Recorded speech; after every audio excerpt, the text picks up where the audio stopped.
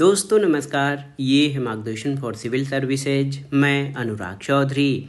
दोस्तों, भूगोल के 1 लाख प्रश्नों की श्रृंखला के अंतर्गत आज की वीडियो में प्रस्तुत है भारत के भूगोल में जलवायु से संबंधित महत्वपूर्ण तथ्य, जो आपके आगामी विभिन्न परीक्षाओं के सामान्य ज्ञान और सामान्य अध्ययन के साथ भूगोल विषय से आयोजित की जाने वाली विभिन्न अध्यापक भर्ती परीक्षाओं जैसे TGT, PGT, LT grade, government inter college प्रवक्ता, government degree college, assistant professor, Kendriya Vidyalaya संगठन और नेट जेआरएफ भूगोल के लिए बहुत ही उपयोगी है।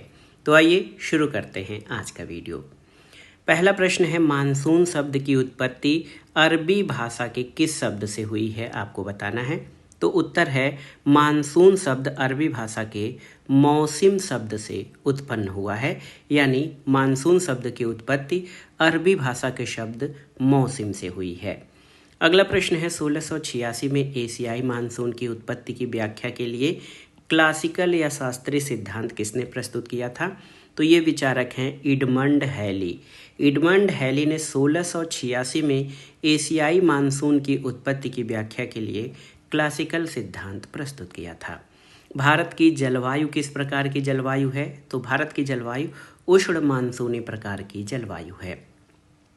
देखिए, एक और महत्वपूर्ण प्रश्न है, 2 प्रश्न हैं इंपॉर्टेंट, यहाँ पर आपसे पूछा भी जाता है कि कर्क रेखा के उत्तर में स्थित भारतीय भूभाग किस कटिबंध क्षेत्र में आता है। कर्क रेखा जो कि लगभग भारत के बीचों बीच से होकर गुजरती है, इसके उत्तर में स्थित भारतीय भूभाग किस कटिबंधीय क्षेत्र में आता है। तो ये शीतोष्ण कटिबंधीय क्षेत्र के अंतर्गत आता है। और कर्क रेखा के दक्षिण में स्थित भारतीय भूभाग ये उष्ण कटिबंध क्षेत्र के अंतर्गत आता है, याद रखिएगा। भारत को उष्ण कटिबंध और उपोष्ण कटिबंध में विभाजन करने के आधार के रूप में मानी गई जनवरी की समताप रेखा क्या है। तो ये है 20 डिग्री सेंटीग्रेड। यहाँ पर आप देख सकते हैं दोस्तों, मैप में भारत में जनवरी का तापमान यहाँ पर दर्शाया गया है और यहाँ पर आपको कर्क रेखा दिखाई दे रहा है। जो बिंदुवत कर्क रेखा है, ये भारत के लगभग बीचों बीच से होकर गुजर रही है। भारतीय मानसून की उत्पत्ति के प्रमुख सिद्धांतों के बारे में जान लेते हैं दोस्तों। तो भारतीय मानसून की उत्पत्ति के जो प्रमुख सिद्धांत हैं, उनमें आप देखिए, तापीय संकल्पना का सिद्धांत, इसको क्लासिकल सिद्धांत भी कहा जाता है। इसका प्रतिपादन एडमंड हैली ने 1686 में एशियाई मानसून की उत्पत्ति की व्याख्या के लिए किया था और इस संकल्पना के अनुसार मानसून की उत्पत्ति पृथ्वी पर स्थल और जल के असमान वितरण और उनके गर्म और ठंडा होने के विरोधी स्वभाव के कारण होती है। दूसरी संकल्पना भारतीय मानसून की उत्पत्ति के संबंध में गतिक संकल्पना है।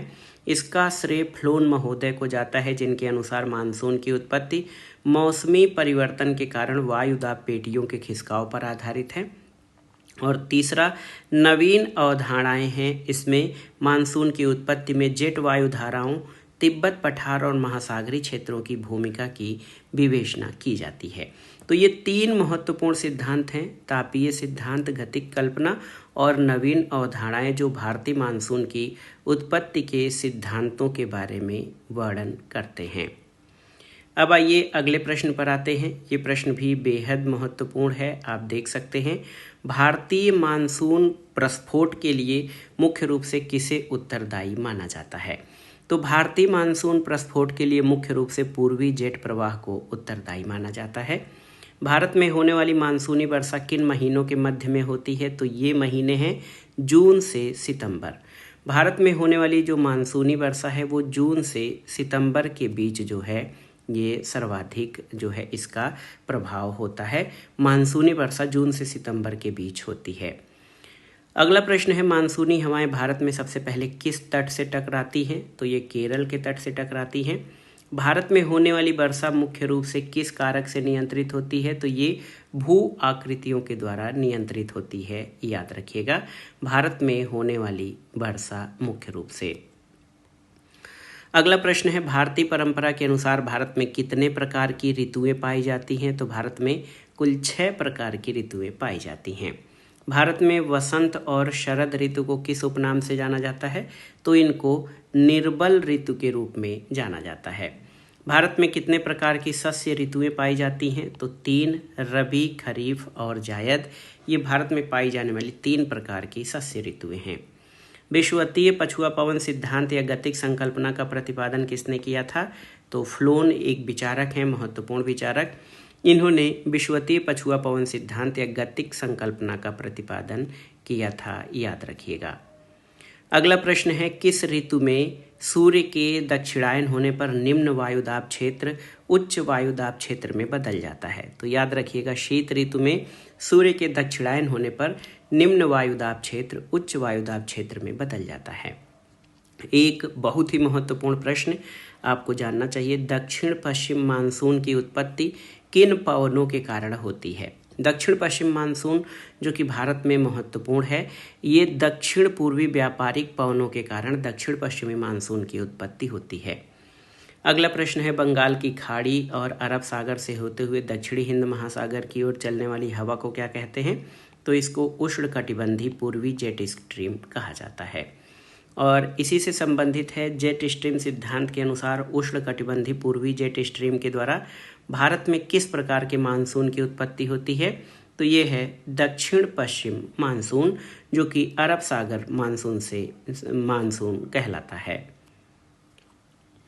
अगला प्रश्न है, उष्णकटिबंधीय पूर्वी जेट स्ट्रीम की उत्पत्ति कहाँ पर होती है? उष्णकटिबंधीय पूर्वी जेट स्ट्रीम की उत्पत्ति तिब्बत के पठार पर होती है। एल नीनो एक शब्द आता है, एल नीनो धारा है, इसका शाब्दिक अर्थ क्या होता है? इसका शाब्दिक अर्थ बालक ईसु से लगाया जाता है, बालक ईसा एल नीनो का अर्थ होता है। किस जटिल मौसम तंत्र के कारण विश्व में सूखा, बाढ़ और मौसम की चरम अवस्थाएं आती हैं? तो एल नीनो के कारण जो है विश्व में सूखा, बाढ़ और मौसम की चरम अवस्थाएं आती हैं। एल नीनो का सबसे प्रचंड रूप भारत में कब देखने को मिला था? तो 1990-91 में एल नीनो का सबसे प्रचंड रूप देखने को मिला था। अगले प्रश्न पर आते हैं, एल नीनो की उत्पत्ति पूर्वी प्रशांत महासागर में किस तट से होती है? तो पेरू के तट से। और एल नीनो किस धारा का विस्तार है? ये भूमध्य रेखीय उष्ण समुद्री धारा का विस्तार है एल नीनो, याद रखिएगा। अब आते हैं अगले प्रश्न पर। ये प्रश्न भी बेहद महत्वपूर्ण है, आप देख सकते हैं दोस्तों।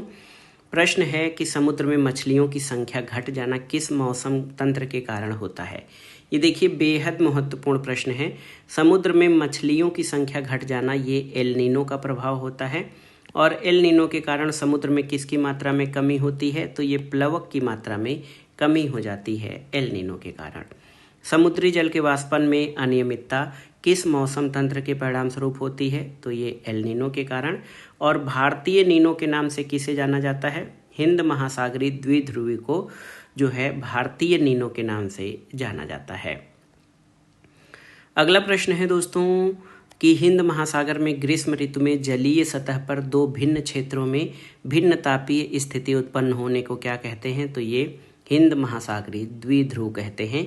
हिंद महासागर में गर्मी के ऋतु में जलीय सतह पर दो भिन्न क्षेत्रों में भिन्न तापीय स्थिति उत्पन्न होती है, इसको हिंद महासागरीय द्विध्रुव कहते हैं। अगला प्रश्न है, पश्चिमी हिंद महासागर का तापमान पूर्वी हिंद महासागर के सामान्य तापमान से अधिक किस स्थिति में होता है? तो सकारात्मक हिंद महासागरीय द्विध्रुव की स्थिति में पश्चिमी हिंद महासागर का तापमान पूर्वी हिंद महासागर के सामान्य तापमान से अधिक हो जाता है। अगला प्रश्न है, मानसून के दौरान लगातार वर्षा के बीच कुछ सप्ताह के लिए वर्षा न होने की स्थिति को क्या कहते हैं? तो इसको मानसून विच्छेद या गैप ऑफ मानसून कहा जाता है। अगले प्रश्न पर आते हैं दोस्तों। अगला प्रश्न है, पश्चिमी तट पर आर्द्र पवनों का तट के समानांतर प्रवाहित होने के परिणाम स्वरूप क्या स्थिति होती है? तो मानसून विच्छेद होता है। वायुमंडल की निचली परतों में तापीय विलोमता के प्रभाव से आर्द्र वायु के आरोहण में बाधा पहुंचने में मानसून संबंधी क्या स्थिति होती है? तो इससे मानसून गैप या मानसून विक्षेप उत्पन्न होता है जब वायुमंडल की निचली परतों में तापीय विलोमता आती है। अगला प्रश्न है, अक्टूबर और नवंबर में मानसून के पीछे हटने को क्या कहते हैं? तो इसको मानसून का निवर्तन कहते हैं। तापमान वृद्धि और मृदा में उच्च आर्द्रता किस मानसूनी स्थिति को दर्शाता है? तो ये मानसून निवर्तन को दर्शाता है। अगला प्रश्न है दोस्तों, मानसून निवर्तन की उमस युक्त गर्मी को किस नाम से जाना जाता है? तो इसको कार्तिक मास की उष्मा कहते हैं। मानसून सकारात्मक या नकारात्मक रूप से किस कारण प्रभावित होता है? तो ये अल नीनो दक्षिणी दोलन के कारण मानसून सकारात्मक या नकारात्मक रूप से प्रभावित होता है। अगला प्रश्न है दोस्तों, भारतीय मानसून को प्रभावित करने वाले मुख्य कारक क्या हैं? तो ये हैं हिंद महासागर के ऊपर उच्च वायुदाब क्षेत्र, तिब्बत के पठार पर निम्न वायुदाब क्षेत्र और पश्चिमी जेट धारा का हिमालय के उत्तर की ओर विस्थापन। ये भारतीय मानसून को प्रभावित करने वाले मुख्य कारक हैं। अगला प्रश्न है, मानसून निवर्तन के मुख्य संकेतक क्या हैं? तो आसमान स्वच्छ हो जाना, तापमान में वृद्धि और बंगाल की खाड़ी में अधिक दाब, ये मानसून के वापस या निवर्तन के मुख्य संकेतक हैं। अगला प्रश्न है कि प्रशांत महासागर और हिंद महासागर के मौसम वैज्ञानिक परिवर्तनों के मध्य सीसा प्रतिरूप की उपस्थिति क्या कहलाती है? तो इसको दक्षिणी दोलन कहा जाता है। प्रशांत महासागर और हिंद महासागर के मौसम वैज्ञानिक परिवर्तनों के मध्य सीसा प्रतिरूप की उपस्थिति को। अगले प्रश्न पर आते हैं दोस्तों, बेहद महत्वपूर्ण प्रश्न है। दक्षिणी दोलन की जानकारी सबसे पहले किसके द्वारा उपलब्ध कराई गई थी, आपको बताना है। तो सही उत्तर है, दक्षिणी दोलन की जानकारी सबसे पहले 1924 में सर गिलबर्ट वॉकर के द्वारा उपलब्ध कराई गई थी। ये देखिए बेहद महत्वपूर्ण प्रश्न है आप सभी के लिए। दक्षिणी दोलन की जानकारी सर गिलबर्ट वॉकर के द्वारा 1924 में जो है ये 1924 में उपलब्ध कराई गई थी। अगले प्रश्न पर आते हैं। अगला प्रश्न ये भी महत्वपूर्ण प्रश्न है, देख सकते हैं आप। एल नीनो और भारतीय मानसून के बारे में यहाँ पर जानकारी दी गई है। एल नीनो और भारतीय मानसून, यानी एल नीनो का क्या प्रभाव होता है भारतीय मानसून पर, इसके बारे में यहाँ पर बताया गया है। देखिए पहला जो तथ्य है कि एल नीनो एक जटिल मौसम तंत्र है। हमने पहले भी बताया कि एल नीनो एक जटिल मौसम तंत्र है जो हर 5 या 10 साल के बाद प्रकट होता है। 5 या 10 साल के बाद प्रकट होने वाला एल नीनो एक जटिल मौसम तंत्र है, आप जान लीजिए। ये बहुत ही महत्वपूर्ण प्रश्न है और ये आप जानिए कि इसके कारण संसार के विभिन्न भागों में कई प्रकार की आपदाएं आती हैं। क्या आती हैं? ये आती हैं कई प्रकार की आपदाओं में ये सूखा, बाढ़ और मौसम, इसकी चरम दशाएं आती हैं दोस्तों एल नीनो में। आपकी जानकारी के लिए बता दें कि ये बहुत ही महत्वपूर्ण जो है प्रश्न है। और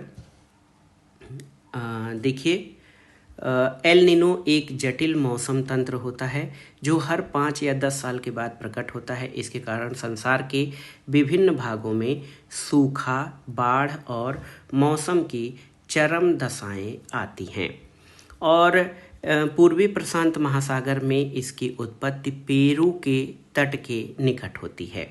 इसकी उत्पत्ति जो है वो पेरू के तट के निकट होती है, ये आप जान लीजिएगा।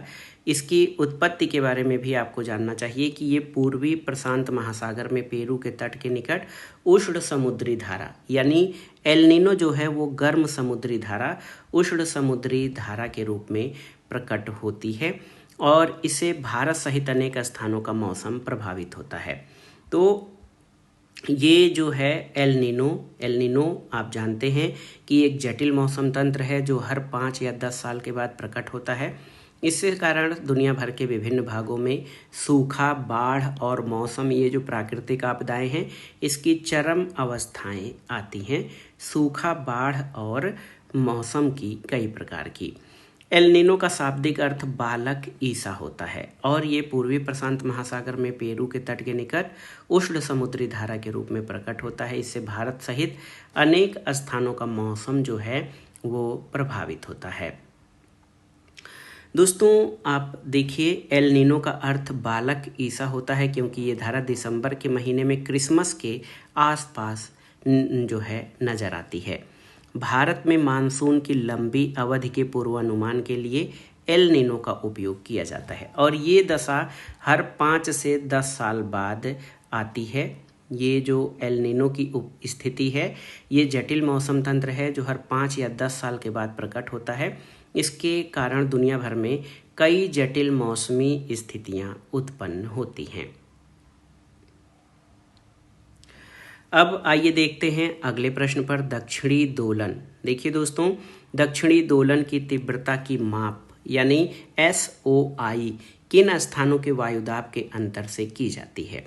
दक्षिणी दोलन के वायुदाब की माप जो है वो किन स्थानों के वायुदाब के अंतर से की जाती है, आपको बताना है। तो ये मध्य प्रशांत का स्थान है ताहिती और डार्विन उत्तरी ऑस्ट्रेलिया है। इन स्थानों के वायुदाब के अंतर या एयर प्रेशर के माप से दक्षिणी दोलन की तीव्रता की माप की जाती है। एक और प्रश्न है, भारत की जलवायु को भारतीय मौसम विभाग ने मुख्य रूप से कितने ऋतुओं में विभाजित किया है?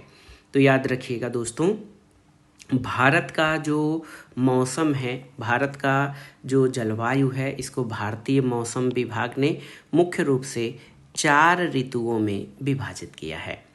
मार्च से जून के मध्य उत्तर भारत में तापमान वृद्धि का मुख्य कारण क्या होता है, ये आपको बताना है। तो दोस्तों याद रखिएगा कि मार्च से जून के बीच उत्तर भारत में तापमान वृद्धि का मुख्य कारण सूर्य की किरणों का कर्क रेखा की ओर विस्थापन होना होता है। अगले प्रश्न पर आते हैं। अगला प्रश्न भी महत्वपूर्ण है कि देखिए, ग्रीष्म ऋतु के दौरान प्रायद्वीपीय भारत में तापमान उत्तर भारत के तापमान से कम रहने का कारण क्या है? तो ग्रीष्म ऋतु में जो प्रायद्वीपीय भारत है या दक्षिण भारत में तापमान उत्तर भारत से कम रहता है, इसका कारण ये होता है कि भारत पर समुद्र का जो समकारी प्रभाव पड़ता है, इसके कारण तापमान में बहुत अधिक अंतर नहीं आने पाता है। अगला प्रश्न है, ग्रीष्म ऋतु में भारत का सबसे गर्म स्थान कौन सा है? तो बीकानेर राजस्थान का ब्रियावली स्थान जो है ये सबसे गर्म स्थान है ग्रीष्म ऋतु में भारत का। भारत में ऋतु क्रम के बारे में आइए जानते हैं। तो ऋतु माह का अंग्रेजी कैलेंडर और भारतीय कैलेंडर। वसंत ऋतु ये मार्च अप्रैल में आता है, जिसको भारतीय कैलेंडर के अनुसार चैत्र बैसाख कहते हैं। चैत्र बैसाख में वसंत ऋतु होता है। ग्रीष्म ऋतु मुख्य रूप से अंग्रेजी कैलेंडर के मई जून में आता है, जिसको भारतीय कैलेंडर के अनुसार ज्येष्ठ और आषाढ़ कहते हैं। वर्षा ऋतु का मुख्य समय जुलाई अगस्त है, इसको श्रावण भादो कहते हैं, भाद्रपद। और शरद ऋतु जो कि चौथी ऋतु है, ये सितंबर अक्टूबर के मध्य होती है, इसको भारतीय मास में अश्विन और कार्तिक कहते हैं। हेमंत ऋतु का समय नवंबर दिसंबर है, इसको मार्गशीर्ष और पौष कहते हैं। और शिशिर ऋतु आप जानते हैं जनवरी फरवरी का माह है, इसको माघ फागुन भारतीय कैलेंडर में कहा जाता है। अब आइए अगले प्रश्न पर आते हैं। निम्न वायुदाब के केंद्र में आर्द्र वायु का प्रवाह और विद्युत गर्जन के साथ तीव्र गति से सीमित क्षेत्र में होने वाली वर्षा क्या कहलाती है? निम्न वायुदाब के केंद्र में आर्द्र वायु का प्रवाह और विद्युत गर्जन के साथ तीव्र गति से सीमित क्षेत्र में होने वाली वर्षा संवहनीय वर्षा कहलाती है। अगला प्रश्न है, वैशाख के महीनों में विनाशकारी वर्षा युक्त पवनों को क्या कहा जाता है? तो इसको काल बैसाखी कहते हैं। बैसाख के महीनों में विनाशकारी वर्षा युक्त पवनों को काल बैसाखी कहा जाता है। एक और प्रश्न है कि काल बैसाखी प्रवाह भारत के किन राज्यों में होता है? तो ये असम और पश्चिम बंगाल में होता है काल बैसाखी प्रभाव। काल बैसाखी को असम में किस नाम से जाना जाता है? बोर्डोई चिला। बोर्डोई चिला नाम से जाना जाता है असम में। ये बेहद महत्वपूर्ण प्रश्न है, इसको देखिए मैं स्टार कर रहा हूँ। काल बैसाखी जो है ये असम और पश्चिम बंगाल में बैसाख के महीने में विनाशकारी वर्षा युक्त पवनों को कहा जाता है और इसको असम में बोर्डोई चिला के नाम से जानते हैं। अगले प्रश्न पर आते हैं। इम्पॉर्टेंट प्रश्न है, देखिए काल बैसाखी को किन उत्पादों के लिए अच्छा माना गया है, आपको बताना है। काल बैसाखी को किन उत्पादों के लिए अच्छा माना गया है, ये आपको बताना है। तो काल बैसाखी मुख्य रूप से चाय, पटसन और चावल के लिए अच्छा माना गया है। अगला प्रश्न है, ग्रीष्म ऋतु की समाप्ति पर आमों के जल्दी पकने में सहायक मानसूनी बौछारों को क्या कहा जाता है?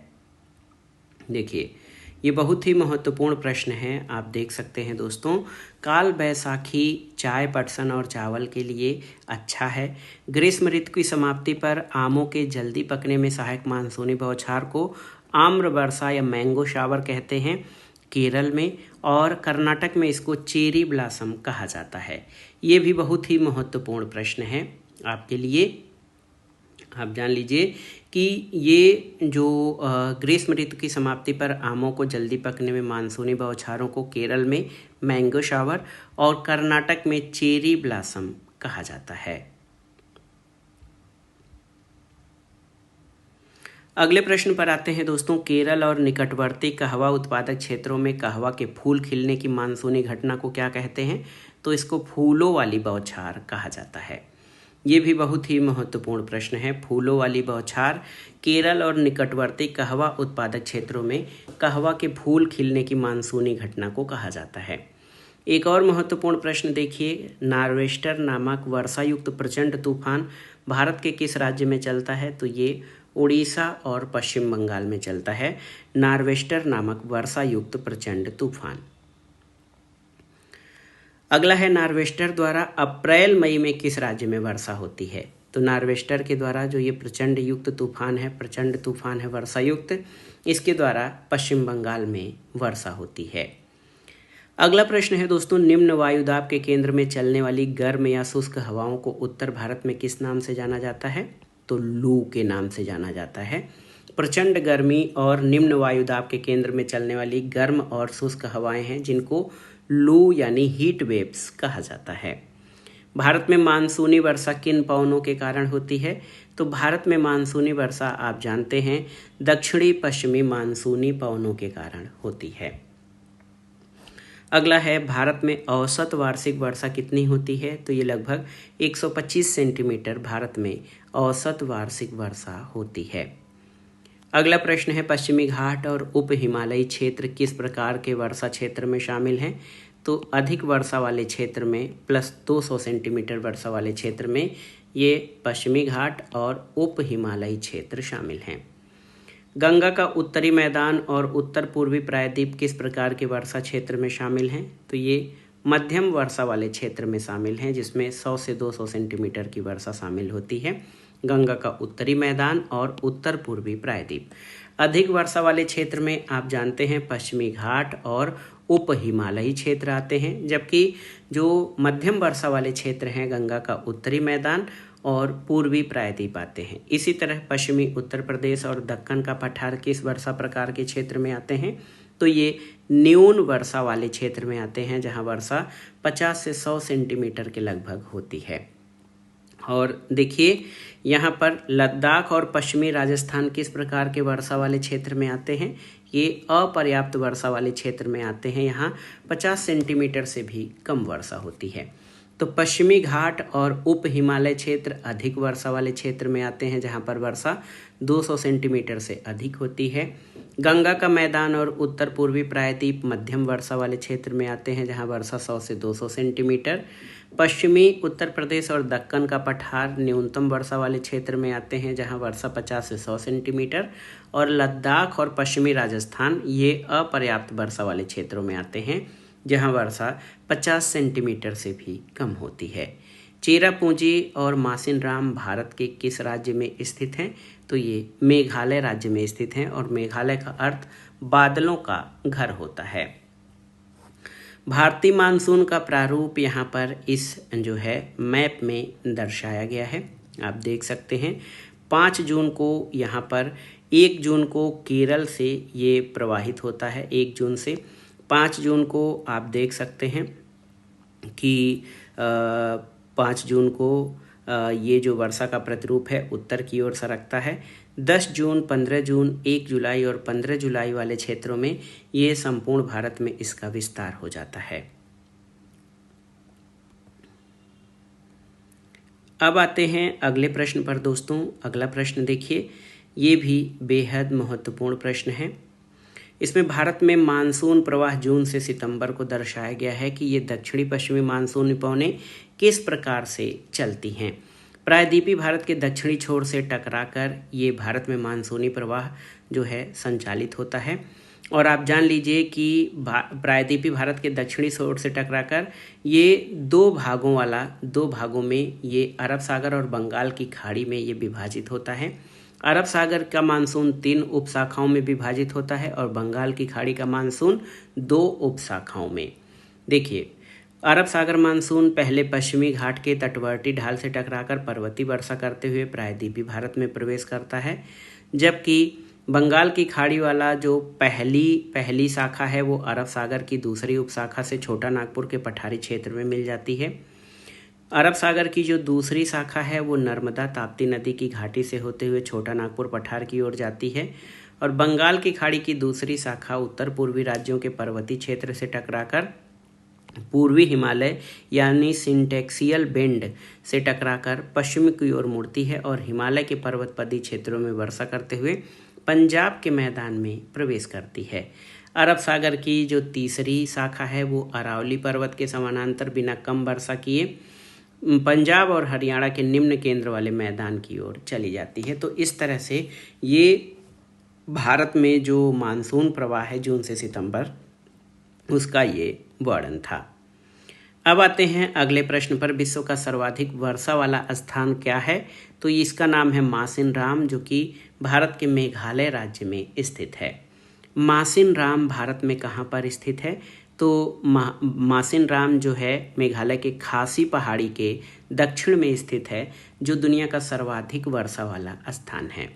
भारत में सबसे कम वर्षा कहाँ होती है? तो भारत में सबसे कम वर्षा लेह यानी लद्दाख के लेह में होती है।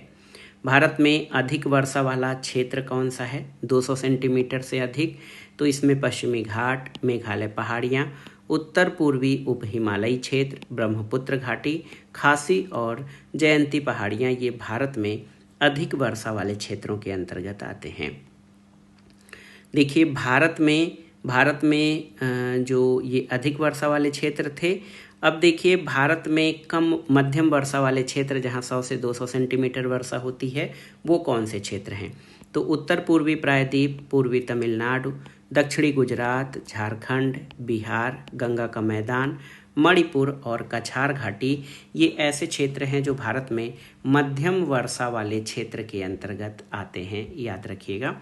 और इसी तरह भारत में न्यून वर्षा वाले क्षेत्र जहाँ पर वर्षा 50 से 100 सेंटीमीटर होती है, इसमें जो है कौन कौन से क्षेत्र शामिल हैं आप देख लीजिए।